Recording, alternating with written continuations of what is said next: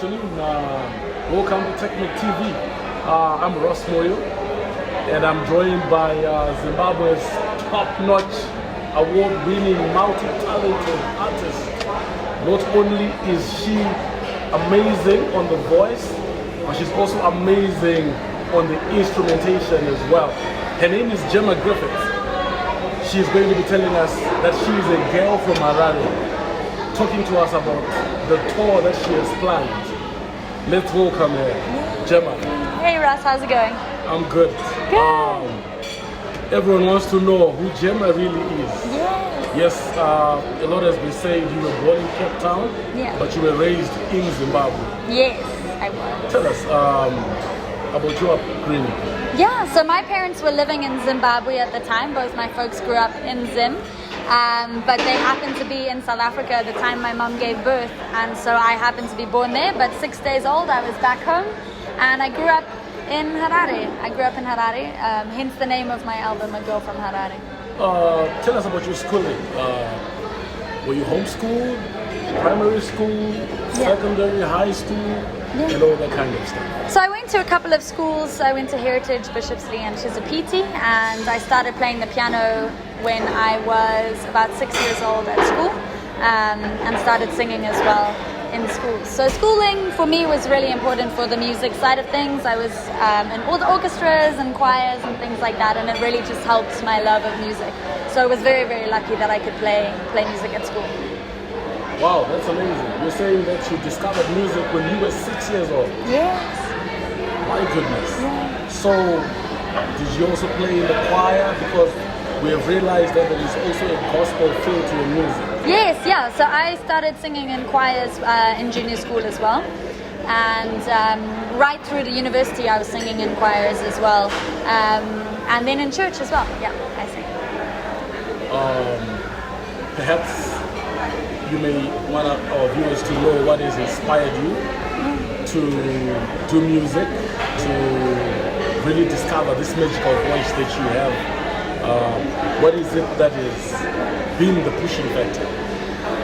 I think music itself is the pushing factor. I think for me, making music is the thing that makes me the happiest. And so the chance to be able to do that all the time was something I couldn't help but jump on. And so it's always been, I've been writing music, I've been writing songs since I was really young and playing, and it made me happier than anything else. And so the inspiration has always been the music itself.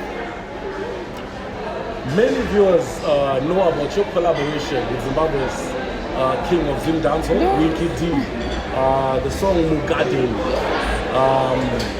What really happened for you to fuse and come together? Because you broke the record for the fastest YouTube views in Zimbabwe when you released, especially when people all around Zimbabwe hear them singing Imagine. Yes, absolutely. All that came from that Mugadin. Tell us about Mugadin. So Mugadin actually came about because in 2015 I was listening to a lot of dancehall music through high school and then out of high school into college. And in 2015 I was a really, really big Winky D fan, and I ended up doing a cover of one of his songs called Musaroa Big Man. And from that track, where I was playing the piano and doing a Shona and English version of the song, Winky D heard of me and sort of got to know me a bit. And so a few years later, pre-Mugadin, he phoned me up and said, I've got this idea. And so we linked up and got into the studio, and Mugadin was born. And I learned a lot from him and the way he works and the way he records and the focus and energy he puts into his music, which is really, really phenomenal. And yeah, Mugadin changed a lot for me. It really, really gave me that step into the industry and grew me as an artist, 100%. Oh, that's phenomenal. So, can we say that was probably part of your entrance into music? Because you'd already started music from a tender age, but maybe to come into the domain of the Zimbabwean genre kind of music, Mugadin kind of like introduced who Gemma is. Yeah, I think Mugadin was a really, really big step in my career. And there've been a couple of times where I've had these moments where I can just see that was really the next step and the next step. And I would say Musaroa Bigiman was one, Mugadan was another one, and really, really sort of brought me into the industry in an amazing way. How did your family and siblings accept your journey into music? And whilst you explain about how they took it, the viewers would also want to know a little bit about your siblings. Yeah, so I grew up in a very musical household. My mum plays the trumpet and the guitar, and she sings. My uncle plays in a band, all my cousins play, my grandpa played clarinet, and my mum's mum played piano. And so there were always instruments, and the opportunity to learn was very there. It was open, and we were encouraged, if you want to play an instrument, play.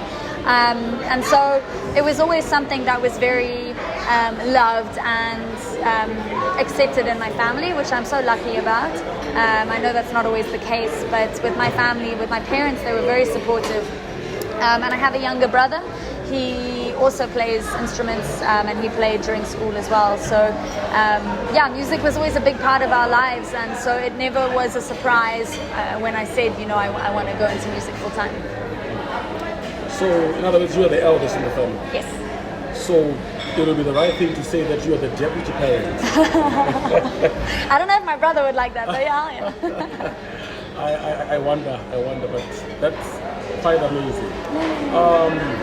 After completing your high school, you did travel to Snow College in the US. Yes, I did. Perhaps you may want to know about your experience. Yeah, so I went to Snow College to study music. I did piano, vocals, and trumpet. Those were sort of my focuses, and a lot of music writing. And it was amazing. I was there for 3 years and really just honing in on my craft, understanding a lot more about the music theory, and how to create and how to build and orchestrate music, so that now as I am in the industry, I really feel like I'm competent and I understand every aspect of the music making process. And as well, to be able to play, I think is an important and a very, very useful thing to have as an artist. So you did a bachelor's degree in commercial music. You mentioned piano, trumpets, yes, and voice. Yeah. I must say you have the most melodious voice I've ever heard. Thank you. And I think that is just golden. Yeah. How do you balance the instruments and voice? That means you are the lead voice. Yeah. So how do you balance that? Sometimes you have to play the piano as well and the trumpet. So yeah, I don't tend to play the trumpet in band because I'm singing, and obviously you can't do both of those. But I do play the guitar and the piano often in the band as well, which is great, and it's nice to sing along to as well. So your favorite instrument? I would say the piano, because it's the one that I write the most on and the one that I play the most in my band. Okay. You did travel to South Africa, and you kept in touch with Zimbabwean artists. Yeah. I would want to know if you also kept in touch with South African artists. Yeah. Are there any collaborations that you have planned with artists from South Africa? Yes. Considering that you also kind of like stayed in this. Yeah. So I was in and out of Cape Town for about 3 years, and in that time I did meet a lot of amazing artists, and I got to keep in touch with a lot of Zim artists when they would come through to South Africa. But now being back in Zim, I have kept in touch with a lot of them. I've got a song that just came out with an amazing artist called Ricky Tyler in Joburg, called Bad News. I've got a couple of really exciting projects coming with South African artists over the next year. And I think, there's amazing talent in SA, and a really, really lovely blend when you blend Zimbabwean and South African music. Wow, that sounds super. You have done collaborations with the likes of Job Razor. Yes. Tell us about your experience with Ja Praise. So Ja, I have only performed with. I've never recorded with Ja, but he's such energy on the stage. You know, he's phenomenal, and he really just catches you. And he's a wonderful, wonderful person to have around in the industry, and one of the first people I ever met in the industry as well. So yeah, he's got an amazing presence on stage. I was watching some of the videos. One of my favorites, the one that you did with Nati O and Asaf. Yes. 263, right? Yes. Tell us about that. So 263 was a track that I wrote when I was away from home because I was missing Zim and all that it encompasses, and I wanted to create a song that had English, Shona and Ndebele all sort of in one blend. And I thought of Nati. I'd always wanted to do something with him. He's a really good friend. And then with Asaf as well from Bulawayo. So we all sort of came together and had so much fun recording and then filming that video. It was really awesome. But it was just a bit of Zim pride, you know. Yeah. Asaf is a rap artist. Yeah. I know he's a person. I've known him since he was a boy. Really? I watched the video when you're in the car, you're driving with Natural, you call Asaf, and then he answers the call, then he jumps in the car. Yeah. He brings in some Delele, like you said, and you are so fluent in Shona. You speak better Shona than most Shona people. Where did you learn that? So I started learning Shona in school, as you do, but I think where I've sort of gotten more and more comfortable in speaking and in writing has definitely been through my band and through a couple of very close friends, you know, who sort of I'll chat Shona with. I'm still learning. It's definitely not my first language, and so I still make mistakes and you know, and sometimes end up saying stuff out of context. But as I'm learning, you fall more and more in love with the language all the time, and it's a beautiful language to sing in as well. It really is, and so hopefully I will continue to just get better and better and better. Okay, the legend, the late icon, Tuku, you shared the stage with him at some point. Tell us about your experience and how that went. That was amazing. Baba Tuku is such a light to so many of us, and he gave a lot of us artists a lot of time, you know, and advice, and he really had time for creatives. And I got to share the stage with him on his birthday, and we performed Neria together, which was amazing. He's been a really big influence for so many of us, and that was definitely one of the most phenomenal moments of my life. And then we shared the stage a couple of months later as well, here in Harare, which was just he has an aura about him, you know, and there's so much you can learn from him. And so it was a privilege to have shared the stage with him in his lifetime. Wow, that's amazing. There's a song that you also did with HKD Boss. Yes. I'm Better. Yes. Tell us about it. That was super fun. Freeman is amazing. He's such a good energy, so humble and kind and lovely. And yeah, we had a blast making that song, and the video was really amazing. It was you know, highlighting an amazing female boxer called Mona Lisa Sibanda, and just trying to highlight, you know, someone in Zim doing something incredible and difficult and doing it well. And Mona, you know, is a champion, and so it was a beautiful story, a beautiful song, and Freeman has a wonderful heart, a really good friend, a really good guy. Great. I want to come back to some of your Christian music, because you mix love songs, Christian, and you even talk about marketing Zim. I think I watched a clip where you were climbing the mountain. Was it Nyanga, somewhere there? Shimani Mani. Oh, yeah. Tell us about that experience. Yeah, that was amazing. So I'm such a big advocate for traveling and for traveling our country. Zimbabwe is phenomenal. It is one of the most beautiful places on earth. And Chimani Mani Mountains are somewhere that I believe everyone should see in their lifetime. And so Natio and myself went and hiked. We did a 5-day trail called the Mbira Trail, and we walked those mountains, and they're spiritual, and they are ancient and so special and so sacred. And once you're there, everything else sort of melts away. It's amazing. And so I wanted to document that as well, to really appreciate a beautiful place in our country, and to hopefully encourage more people to actually make that trip and go and see those mountains. That's real. You already naturally you are a tourism ambassador for the country. There you are in Gemmanation, you're showing us the mountains, and also your music. It's an export right from here.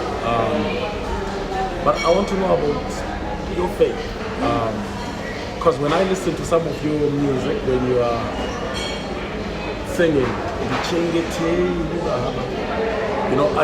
I kind of feel like it's personal. You're not just saying things. Do you have a personal relationship with Jesus? Yes, yeah. I grew up in church, and it's a very important part of my life. I'm very, very grateful that God put me in a place where I can make music, and so to make music to honor Him is an important part of that, And I think the songs for me that have had the most impact and have been, the most important to the people who listen have been Maitabasa Baba and Tutunga Amiri. And even Mugaran, that story of Adam and Eve, these are all biblical things and things that offer so much hope and light in a situation, and music is so powerful. And when you combine that powerful aspect of it with the spiritual aspect, it's unbeatable.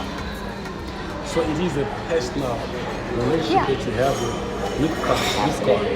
That probably is also part of the inspiration, I don't know. Yeah, absolutely. I think there's certain things that are God-given. Your ear, the way you are able to write and sing and make music. As much as there's hard work that goes into that, there's also something supernatural, right? And I definitely feel that. If you were going to advise someone about faith and how that has helped you, what would you say? I would say that staying in the Word and prayer. I would say quiet time and prayer for me is a big one, and really leaning on your faith when it's needed. Taking that time. Okay, there you have it. Gemma says you must lean on Christ. Wow. The video with Winky D. Yes. In the garden. Yeah. You play with a very huge, dangerous snake. That is a constrictor. I knew that was coming. I know. In seconds. Yeah. Are you not afraid of snakes? I have never touched a snake before. I've never touched one since. But the story of Adam and Eve is definitely, the snake is an important part of that story, and I was Eve. But it was an amazing experience. I was very nervous at first, but once the guy who owned the snake sort of explained about her, she was a lady, the snake was a lady. And, if she's moving in a certain way or, whatever it was, once I sort of understood a bit about her, and she wasn't angry or dangerous at all, she was just hanging out. So it was actually, by the end of it, I was very calm. It didn't stress me out at all, and I'm glad I did it. I'm glad I did it. I'm not going to look for more snakes to hold, but I'd do it again if I needed to, and if it was the right thing for the music, for sure. Is there any other animal that you're scared of? I don't like crocodiles. Crocodiles. Wow. I'm scared of them. I think they're like underwater, and I don't know. I'm not a big reptile, spiders, scorpions, but I don't have a big fear of anything really. I just, anything that I think is going to bite me, I'm not a big fan of. Your rise to stardom has been just phenomenal. How are you handling the pressure and in your personal life? I think I had been working towards this dream for a really long time, and I think I'm constantly working, and you're always sort of aiming to work on a certain area, make another track, make an album, do a tour, do another collab, and so you kind of build into it, I didn't wake up one morning completely Mugadan definitely grew me a lot, but I had been preparing and been working, and I think as long as you take that time, that personal time, and also remember that not everything on the internet, you don't have to take heed to everything that is said on the internet, You've also got to remember the people who are closest to you and have a strong team of people who know you very well and who advise you correctly and keep you humble, I think when people start to lose their humility, it's a slippery slope. And I think it's a very, very busy industry, and it's very time demanding, and it sort of, becomes a really big part of who you are in your life. But you don't want that to get caught up with with you sort of becoming someone that you wouldn't be super proud to be, as an individual. Job aside, career aside, you want to make sure you're a good person. And so the people around you, they are a big part of that, I think. In 2018, you began a new project. Yes. And you were kind of like on the run. Yes. Yeah. Starting an album in a Land Rover. Yes, that was it. I mean, how is it possible? I know, it was how did you convert a Land Rover into becoming a studio on the road? It was wild. So I lived in the Land Rover for almost 2 years and drove across southern, east, a little bit of west and central Africa. And basically the Landy had a tent on top and a little fridge and solar panel. And then I just had my laptop and a small portable studio that I carried around with me, and my instruments. I had a guitar and a piano, a keyboard. And I just started driving, and I wrote a lot of music, and I took that time, and I met creatives and recorded A Girl from Harare, the EP that I released earlier this year. That was over 500 days on the road. Almost 2 years, yeah. And you covered more than 24,000 kilometers. Yep. Tell us about the countries that you visited. I think there were 10. Yeah, so I went to 10 countries. We did Mozambique, Tanzania, Kenya, Uganda, Zambia, Malawi, South Africa, Botswana, Namibia, Zimbabwe. Yeah. Mozambique, what do you remember? Mozambique had phenomenal beaches, amazing beaches.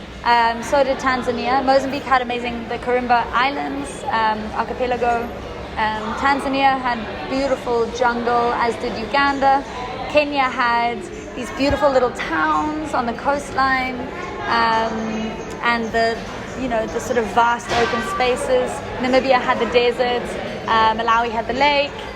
So many different things. Everywhere you went, there was something amazing, And I drove the whole countries. I was top to bottom, side to side. So I really got to feel what those spaces were like. And there is so much in every country that they should be proud of.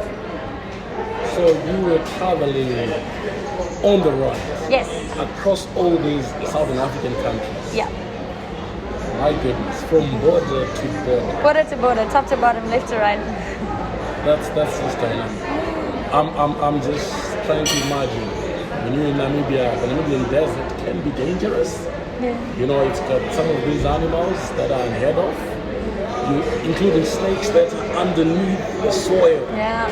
Did you ever come across any of those? No, I was very lucky. I didn't really have any animal problems. I think you've got to normally go looking pretty hard to find them nowadays, because people are everywhere, and so you've really got to go to wild spaces most of the time to come across anything too dangerous. In Kenya, you recorded a song with the Resident Group. Yeah.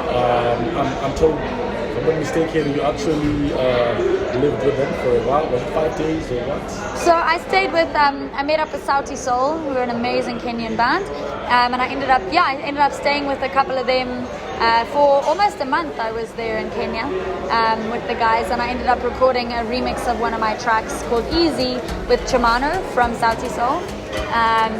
And all four of the guys and a lot of their team became really, really close and special friends of mine. And so just to make something while I was there was super fun. And Chimano is a great guy to sing with. The song that you recorded with the Kenyan artist, What does he talk about? So easy is just the idea that loving that person is easy. You know, it's simple, it's straightforward, it's not complicated, it just works. And that very much was the plan with Easy. So we are talking about your music in Kenya. Did you record just one song or there were a couple of them? So I recorded a couple of tracks on the road of my own for a girl from Harare, including Kwale, which is one of the tracks that has a music video. And then I recorded a couple that I still have now that I will hopefully release sometime soon. Kwale? Yeah. Is that how you pronounce it? Kwale. Yeah, so Kwale is a place in Kenya on the coast, on the sort of southern coast. And a place that I wrote a lot of music and felt very inspired. And so I dedicated that song to the place that made me feel like I was at home. Okay. I want to come back to your song. Yes. Yes. What was happening to you when you sang it? So Titungamire was a really special gospel song for me, and it sort of chose its timing really beautifully. It came out right at the start of the pandemic, not on purpose at all. I think it was just sort of God breathed that it needed to come out then, and I think it gave a lot of hope. You know, that idea of being led and guided in times of hardship. And so yeah, Titungamire was very special, and is still a very special song to my heart. It was the first song I ever had on my channel that hit 1 million, so I'll always treasure it. Then there is a song, Ndinewe. Yes.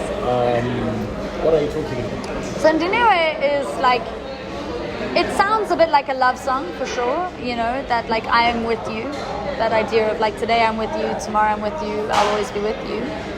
But for me, very much it was my love song to the continent. I wrote it when I was traveling, and the video actually you get to see all the different places that I was traveling to, and so it was a love song to the continent. Wow, continent is love. I feel love. How about Murudo? Yeah, Murudo, that was super fun. That was a track I did with a good friend of mine, Charlie K, who has also produced a lot of the music that I have released. And Murudo was one of the first collabs I've ever did.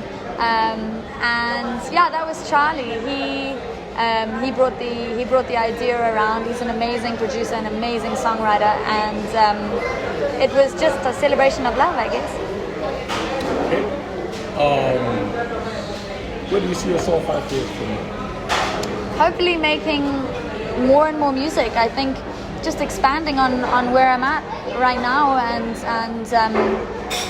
making some music that touches hearts. And ideally, I would really love to have more and more people, you know, internationally looking into the Zim industry. There are a lot of amazing artists in the industry here in Zim, and the more that one of us succeeds, the more we all succeed, you know, I believe. And we rise by lifting others. So I'm really, really hoping in 5 years' time, Zimbabwe is going to be a nice big name on the industry wall. Let's elucidate a bit on a girl from Harare. Yeah. Yes. Where are you beginning this tour? So A Girl from Harare Tour starts on the 1st of May. And we are going to drive around the country in a bus and play shows and bring good live music to as many places as I can. Ideally, we'll keep expanding and keep playing. But right now, we're starting with Vic Falls, Hwange, Bulawayo, Kwekwe, Mutare, Harare, where else? Gweru. That's where we're at the moment, and I'm also hoping to visit a couple of schools and do some masterclasses and just really spread the music and spread the love. But I'm very excited. So 1st of May until 4th of June is A Girl from Harare, the tour. So 1st of May, yeah, that's when we conclude. That's when we start. So that's yeah, when we start. Yeah, exactly. And I'm gonna have friends sort of visiting along the way. So Nati O is gonna come and do Mutare and Kwekwe. DJ Tamuka will be in Gweru and Bulawayo. DJ King Her, we've got Holy 10 in Bulawayo. We've got Volts in Bulawayo as well. So yeah, a lot of amazing musicians are gonna come and join the tour. That's awesome. So that means you're going to be having a number of artists training you. Yeah. Do you mind spelling some besides the ones that you've mentioned? Those are the ones who are coming. And then everyone else who will come from the city. So we've got a lot of amazing Bulawayo artists who are coming through, like DJ Nospa and Kyla Black and Murphy Cubic. And so in every place we'll also have amazing DJs who are based there as well. Yeah. So we're starting in Big Falls. Yes. And the second stop is? Bulawayo. Bulawayo. Yeah, 7th of May is Bulawayo. 7th of May. For our viewers, maybe the specific date if you have it in your head. Yeah, so Bulawayo is the 7th of May, and that is at the Boundary Bar. And that's where Holy 10, DJ Tamuka, Volts JT, King Her, and myself, as well as a lot of Bulawayo acts will be coming through. And then the following weekend, the 14th, is Kwekwe, which is at Solomon's Cafe. And then we go, our next one is the I'm trying to remember it off the top of my head, 26th, I think. 26th of May is a Friday, and that's Mutare at Golden Peacock. 27th is Kingfisher Park in Harare, and Winky D will be joining on that one. And then Gweru on the 4th, which is DJ Tamuka, King Her, and myself. Wow. Yeah. Zimbabwean King Winky D will be joining you on the Harare Bryant. Yeah. Apart from the tour, are we expecting new music? So I've got some collaborations coming, but for me, for the next 6 months or so, I really want to focus on this album that just came out, A Girl from Harare. I want to make sure that I'm playing it and really sharing this music as much as I can. So I probably won't be putting out anything new except for the upcoming collaborations until I feel like the album has lived. Yes, Gemma, music in Zimbabwe, some artists complain that sometimes it doesn't make a lot of money, maybe because of music piracy, and probably they make more money through shows and the likes. Apart from your music, do you have anything else that you do to sustain yourself? So I do music full time. I work very hard at it, and I'm very lucky. I've done it full time since 2015. I've been full time in music. I've never done anything else. Wow, that's dynamite. So what is your secret, perhaps, that you could explain for those that are making a loss through music piracy and other means? For those that are struggling to make ends meet through music, what would you advise them for them to be able to actually live what you're doing? I think it's a really hard, because everyone's career is so different, it's quite hard to put a finger on it, you know.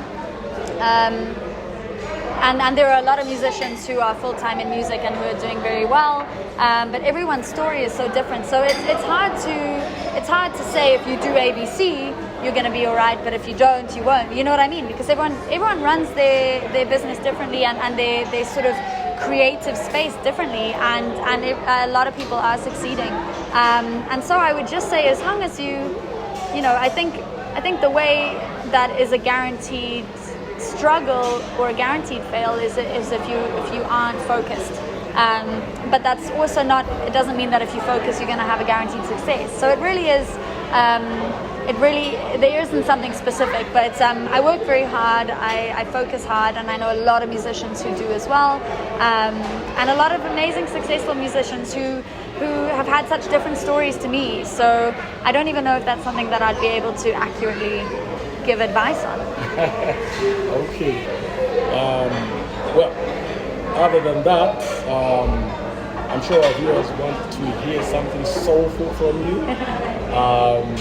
Give us something from your heart. Anything. Singing wise or speaking wise? Singing wise. Oh, okay. I'll sing like a little bit of one of my latest tracks. Maita basa baba, maita basa baba, maita basa baba, pamati shita, pamati ambuza. Maita basa baba, maita basa baba. Wow. You got it. I don't mind being your vocal, but I can sing. Big vocalist. Okay, so what sort of advice would you be able to give to the aspiring artists out there that see you every day that want to be like you? I would say, you know, it's not an easy, quick route, but you need to take the time to really focus on who you are as a creative, who you are as an artist, and have a strong vision and work towards that. You need to put in a lot of time into honing your craft, whether it's your voice or your instrument. And I would always say, a piece of advice I give a lot is to be on time. Says me, who's a little bit late because of traffic. Be on time and show up. You know, these things are important. Some of the best things will happen when you least expect it. So anytime that you can, put the time in, do it. Wow. Thank you so much for joining us on Technic TV. Thank you. Thank you for having me. It's nice to meet you. We hope to have you for second part. You have been truly amazing. Thank you, Ross. We wish you the best for the tour. Thank you. And may all your dreams come true. Yeah. I think they've already come true. We keep working, we keep building. Oh yeah. That was Gemma Griffith, the soulful, vivacious, soulish, most melodious voice Zimbabwe has ever had. Joining us here on Technic TV from Nando Samora. What a time she'll be having a tour of the motherland. And be sure to join her. Your last party with. Thank you guys so much for having me. Sending lots of love from me to all of you.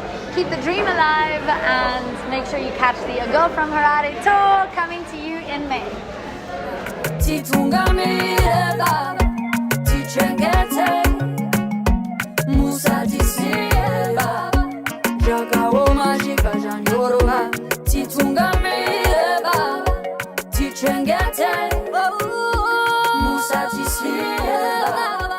Jaka wo majiva janyorova